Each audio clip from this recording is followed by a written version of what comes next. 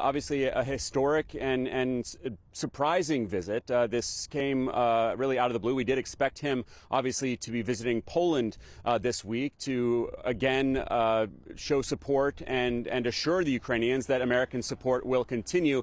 And now he is demonstrating that by coming not just to Ukraine, but to the Ukrainian capital. He is still here.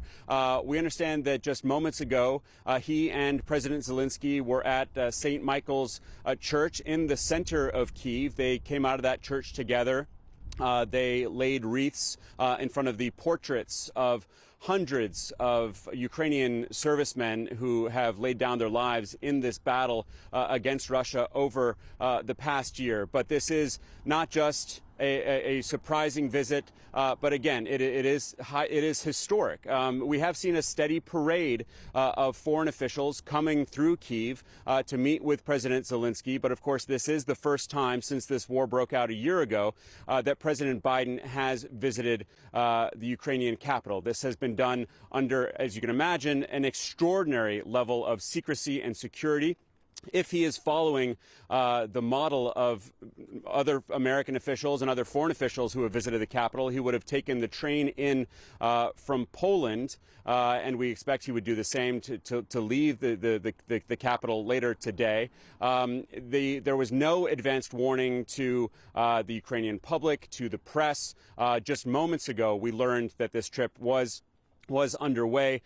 We know that the president met with President Zelensky and the First Lady at the presidential palace. This, of course, highlighting the American support for Ukraine in its war against Russia. That support, at least in financial terms, is close to some $30 billion.